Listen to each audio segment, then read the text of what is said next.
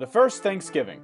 American schools generally teach a conventional story about the meeting of Pilgrims and Indians that finished with an amazing dinner. The end. But there's more to the tale. This video will explain the events around the first Thanksgiving and how it's not the image ingrained in tradition. At the start of the 17th century, southern New England was home to a variety of busy communities within several confederations. These were the people of the first light, and they called their home the Dawnland. Political leaders were known as sachems and had been trading with Europeans for over 100 years before the Pilgrims. Relations soured only after deceitful Europeans kidnapped locals to sell as slaves. Permanent European settlement was impossible due to the already high population of native occupants. But in 1616, tradesmen introduced a disease to the Dawnland, whose inhabitants died in droves from a lack of immunity. In 3 years, up to 90% were wiped out in several confederations, including the Wampanoag. Their head sachem, Massasoit, was aware of how close they were to being subjugated by their unafflicted enemy, the Narragansett. He was determined to save his people from such a fate. This was the political world the Pilgrims were about to enter. The Pilgrims were not called Pilgrims by their contemporaries. They were known as Separatists, a branch of the English Puritans. King James hated Puritans and began persecuting them in 1604, so the Separatists fled to Holland, where they were free to worship. But because they feared losing their national and communal identity, the congregation wanted a new place to plant their church. They decided on America and asked King James for a patent that would grant them rights to build a colony. They planned to make a profit catching fish to pay off the debts to their investors. The Mayflower set sail on September 6th. 2 months later, Cape Cod was spotted and 16 men were sent ashore to inspect the area. Unfortunately, the settlers didn't know how to fish and food was running out. They resorted to stealing from graves, homes, and storage pits to keep everyone alive. Then came their first hostile encounter with natives, but no one was killed. On December 12th, they reached New Plymouth. They did not land on any specific rock, but folklore insists they did. Construction began in January. By winter's end, 44 settlers would be dead from bad conditions. In March, they were surprised when a man named Samoset walked into New Plymouth, greeting them in English. He told them they were building on top of a village called Patuxet, whose residents had all died from the recent epidemic. It belonged to the Wampanoag, and their chief, Massasoit, was watching them. The settlers were eager to trade, so 5 days later, Samoset returned with furs and companions, including Tisquantum. Known famously as Squanto, he had come to tell them in perfect English that Massasoit had arrived. After years of dealing with Englishmen, the sachem did not trust the newcomers. Edward Winslow was sent to be a hostage and declared the settlers' peaceful intentions. Satisfied, Massasoit walked into New Plymouth and was regally greeted by the governor. A peace treaty was created, ensuring mutual protection if attacked by enemies. With the help of Squanto, New Plymouth settlers began to fare better. He taught them how to grow crops and was absolutely vital as an interpreter. To the Separatists, he was a gift from God. But in fact, Squanto had been kidnapped from Patuxet in 1614 and shipped to Spain to be sold into slavery. He ended up in London at the home of a merchant who taught him English and arranged for Squanto's return to the Dawnland in 1619. But Patuxet was now gone, wiped away by the epidemic. Massasoit took him in with suspicion because of his years abroad, but needed a translator to parley with the newcomers. He eventually sent his warrior Hobamok to live among the settlers and keep an eye on Squanto. By fall, the settlers had a bountiful harvest and a feast was held to celebrate. Massasoit showed up with 90 warriors and 5 deer for the meal.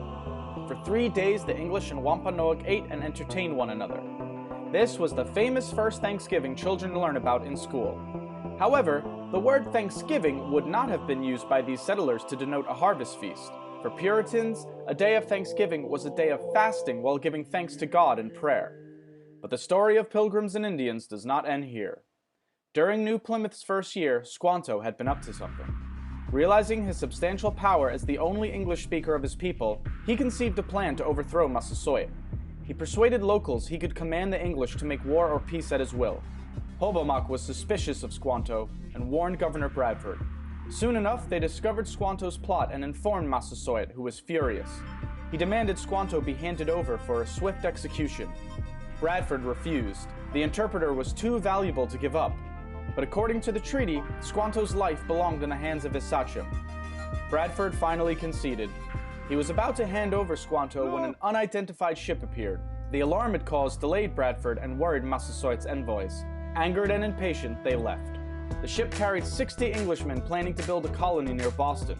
They abused the Massachusetts locals, initiating a conspiracy to kill the colonists. Warned about the plot, New Plymouth's leaders launched a preemptive strike to save their impudent countrymen. It bought peace for a time. In that time, more Puritan settlers arrived, soon outnumbering the natives. And while the Pilgrims' Treaty with Massasoit lasted until the Sachem's death, other Puritans were not concerned with such alliances. Their fanatic religious principles ensured no peace between the two cultures could last. To Puritans, Native Americans were the other, wild, savage, godless. With such an ideology, the outcome was inevitable. If they did not convert to Christianity and surrender their cultural identity, they had to be eliminated. The first Thanksgiving was a brief moment of harmony between two worlds, but sadly it was short-lived. The capitalist opportunities the Dawnland presented, combined with zealous puritanical beliefs, were incentive enough to wipe away the native inhabitants. There is nothing wrong with sharing a feast of thanks with loved ones, but remember the true events that started the holiday, and not the fairy tale. Look at here! Look! I got beans, greens, potatoes, tomatoes, lamb, rams, hogs, dogs, chicken, turkeys, rabbits, you name it! Look! I got beans, greens, potatoes, tomatoes, lamb, rams, hogs, dogs, beans, greens, potatoes, tomatoes, chicken, turkeys, rabbits, you name it! Beans, greens, potatoes, tomatoes, lamb, rams, hogs, dogs, beans, greens, potatoes, tomatoes, chicken, turkeys, beans, greens, potatoes, tomatoes, lamb, rams, hogs, dogs, beans, greens, potatoes, tomatoes, chicken, turkeys, rabbits, you name it! Beans, greens, potatoes, tomatoes, beans, greens, potatoes, tomatoes, beans, greens, beans, greens, beans, beans, beans, beans, beans, greens, potatoes, tomatoes, chicken, turkeys, beans, greens, potatoes, tomatoes, chicken, turkeys. You name it! You name it! You name it! You name it!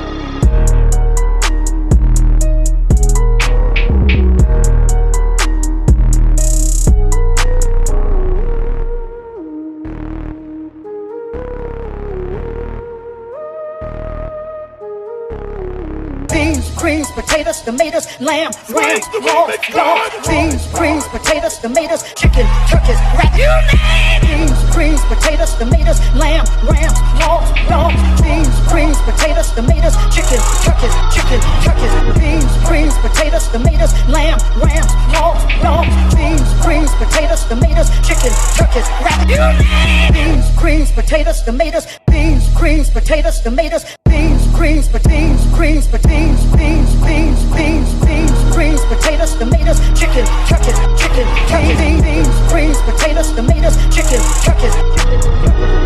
You name it! You name it! You name it! You name it!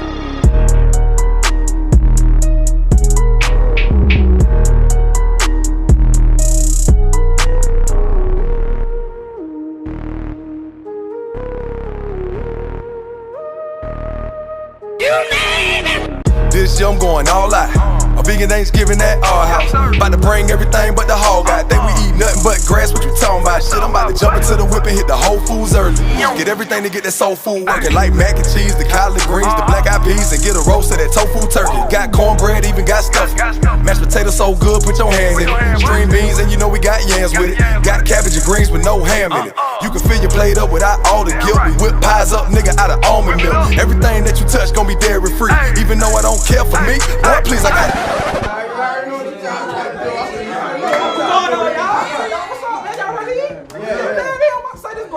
Everybody bow your heads, you know, hold your neighbor's hand, you know. Get your hand on, bro. All right. Thank you, God, for this food that we have here today. Also, Lord, thank you, man. My baby mama finally took me off child support. I ain't really love her, so I had to be with her for her to take me off. So thank you. That's a good look. Hold on, bro. Did you just touch the food, bro? When? Oh, man, give it a plate. Give it a plate, man. Beans, greens, potatoes, tomatoes, lamb, rams, hogs, dogs, beans, greens, potatoes, tomatoes, chicken, turkeys, rabbits. Let's go again. Beans, greens, potatoes, No room tomatoes, for the- lamb, rams, hogs, But you know I dogs, got it. beans, greens, potatoes, tomatoes, No. chicken, turkeys, Let's go, baby. beans, greens, potatoes, You know I gotta tomatoes, get seconds, beans, man. greens, potatoes, Yeah. tomatoes, beans, Let's go. greens, beans, greens, beans, Hey. beans, beans, so good, got me back in the kitchen. Can't lie, boy, the mac and cheese hit. Low key, got the situation lit. Bro, you say this ain't cheese, nigga, tell me how you did it. How the hell you getting milk out of coconut and cashews? Barbecue sliders out of jackfruit. And it tastes so good, gotta grab two. And desserts, they about to get smashed too. Got vanilla cookies, eat them like it's nothing. Got the lemon and the blueberry muffin. I got sweet potato, apple pie, and pumpkin. Taste buds and bean pies are jumping. Got cupcakes, raspberry icing. Top it off with coffee and some light cream. Or the vegan cookie dough vanilla ice cream. Need a plate for your leash. Tell me what you need, I got beans, greens, potatoes, tomatoes, lamb, rams, pork, beans, greens, potatoes, tomatoes, chicken, turkeys, rabbit. Let's go again. Beans, greens, potatoes, No tomatoes, room for the- lamb, rams, pork, But you know I got it. beans, greens, potatoes, tomatoes, No. chicken, turkeys, chicken, Let's go turkeys, again. beans, greens, potatoes, tomatoes, beans, greens, potatoes, tomatoes, beans, greens, beans, greens, beans, beans, beans. Shalom. All praise to the Most High Yahweh, by Hashem Yahweh Shai, by Hashem B'Kakodash. Double honors to the apostles and elders of the great millstone who rule well. Peace and salutation, brothers, hopefully pushing His word in truth and sincerity. Alright, this video here is simply titled Thanksgiving. Alright. So, you seen the opening video, okay, with going into a little history, and this one thing that the scriptures put us up on game about is never trust thine enemy, and that still reigns true to this day. All right, the Native Americans or the Gadites, Salaki, you know, they trusted the enemy, and the enemy literally screwed them over, or you know, they did what the serpent does best. Okay, and fast forward to today, I seen this meme here. It says Christians be like, God bless this pork you told us not to eat on this most holy pagan holiday that you told us not to celebrate.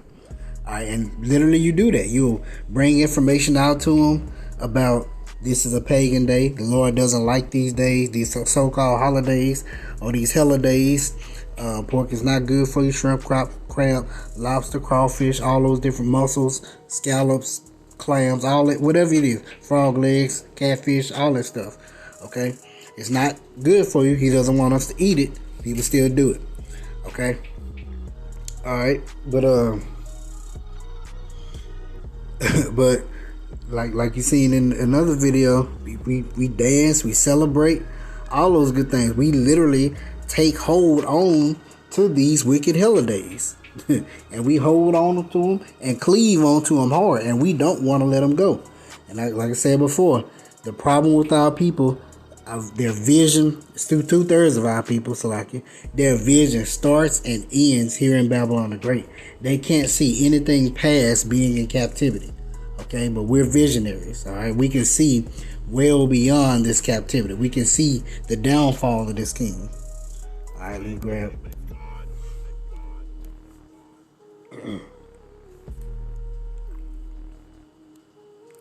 a couple of scriptures. Like I said, it's not going to be too long.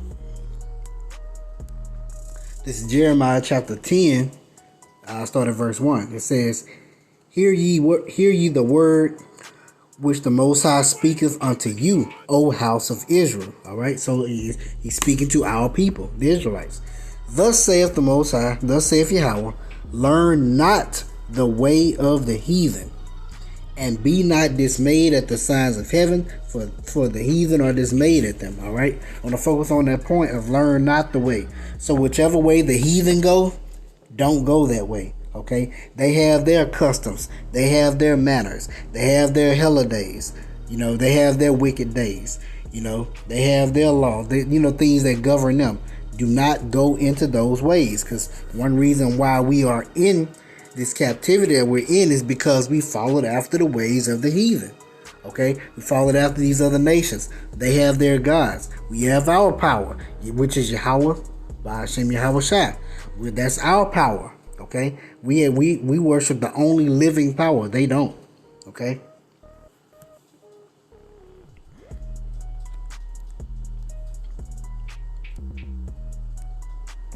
All right, this is Leviticus chapter 18, starting at verse 1. And the Lord spake unto Moses, saying, Speak unto the children of Israel, and say unto them, I am Yahweh your power.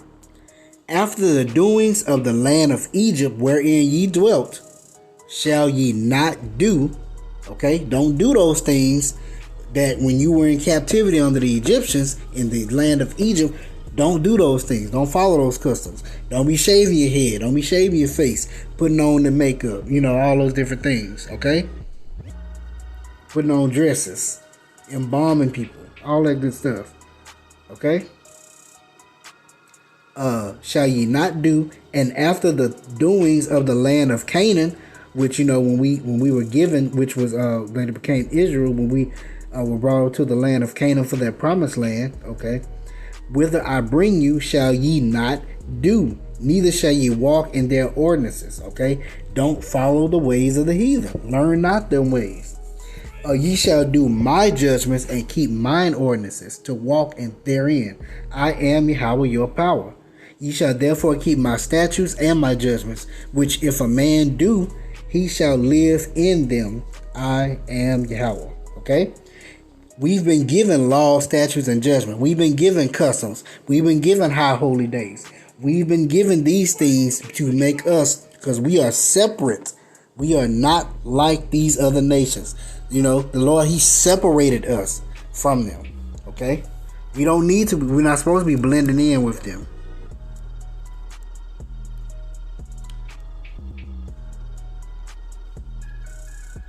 This is Leviticus chapter 20, verse 22. It says, Ye shall therefore keep all my statutes and all my judgments and do them, that the land whither I bring you to dwell therein spew you not out. And because we did not do them, guess what? We were plucked up from off that goodly land, that land flowing with milk and honey, and scattered or spread or taken away into captivity into all the nations, all the kingdoms across the four corners of the earth. All right. And verse 23, and ye shall not walk in the manners of the nation which I cast out before you, for they committed all these things, and therefore I abhorred them. Okay. We were brought into the land of Canaan. We fought against the Perizzites, the Jebusites, all those different nations of people. Okay. And we pushed them out through the power of Yahweh B'Shem Yahushua. Why? Because that land was promised unto us. So they were thrust out of that land, and that land was given unto us. But because we did not keep those laws, statutes, and commandments, we were plucked up. We were spewed out. Okay.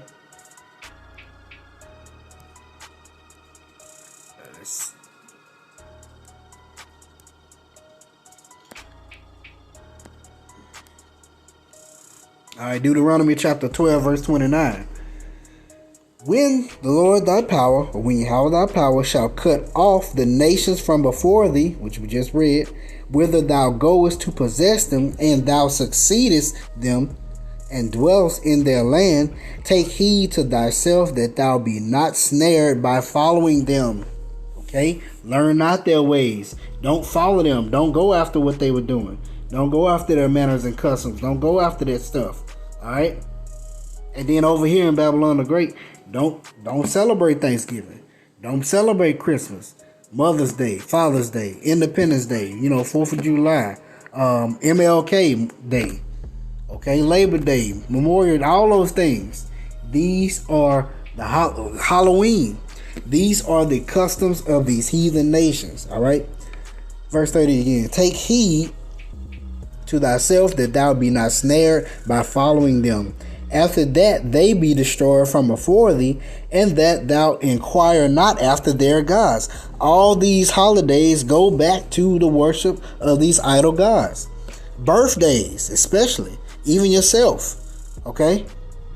Every single holiday here in Babylon the Great goes back to worshiping idol gods. So you're following after their gods by worshiping or by following after their customs, their manners. All right. That thou inquire not after their gods, saying, how did these nations serve their gods? Even so will I do likewise. And that's what our people do. Our people have literally conformed to these nations. Okay. Gotta remember, we were separated. We were taken out of these nations. Okay? This is Exodus chapter 23, verse 2. Thou shalt not follow a multitude to do evil. Okay? The multitude of the people, are evil. Okay? The multitude of their doings, their wicked ways, okay? Their customs. All right? They do it in the exit door. They do it with family members. Bestiality, necrophilia, okay? They steal, kill, destroy, all these different things. No moral compass, and it's all on the basis of, I do as thou wilt. However I feel, or what I feel is right, that's what I'm gonna do. Whatever is in your heart, whatever your heart is telling you. That's the way the people operate here. They operate off emotions. Okay, we have laws, statutes, and commandments to guide us. All right, we have to be trained up to understand what's expected of us by Yahweh, through Yahweh Shem Yahushua. Okay, thou shalt not follow a multitude to do evil, neither shalt thou speak in a cause to decline after many to wrest judgment. All right. Let's see. This is Proverbs chapter 1, verse 10. My son, if sinners entice thee, consent thou not. Okay? The people of the world, they gonna entice you. Man, come on over, get you a plate. Like I say, ain't nothing wrong with going over there getting a plate, especially, hanging with family members, because, this the time of the year where you actually get time off from work to go and see and hang out, all those different, see family members, hang out, all those different things. I get that, okay? But going around the table talking about what are you thankful for, blessing the food, as they call it, blessing the food in the name of, AJ, the other white meat, I don't even want to say the name, okay? In his name, okay? AJ, another J, another Jeebus, you don't want to get that. Okay, then you got Christmas around the corner. What our people do?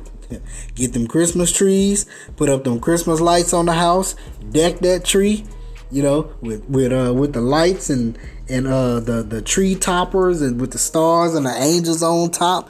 Then putting Christmas presents under the tree for your kids and for each other. Playing Secret Santas at the job. All that stuff, man. These are the enticement of the world, or how sinners entice you. They put it on you, or they pressure you to take part in those festivities. All right. But looking where we are right now, this is why we say that this is like the flood happened over again, just on a greater scale. All right, this is Genesis chapter 6, verse 5. And the Most High saw that the wickedness of man was great in the earth, and that every imagination of the thoughts of his heart, which is mine, was evil, was only evil continually. All right. This is why it vexes us to go out into the world. Okay, to be at our jobs, to be amongst just worldly niggas. And when I say niggas, I mean a general term for an ignorant person. General term for someone who does not know Yahweh Shem Yahushua. Not just the tribes, but the other nations too. Ignorant niggas. All right.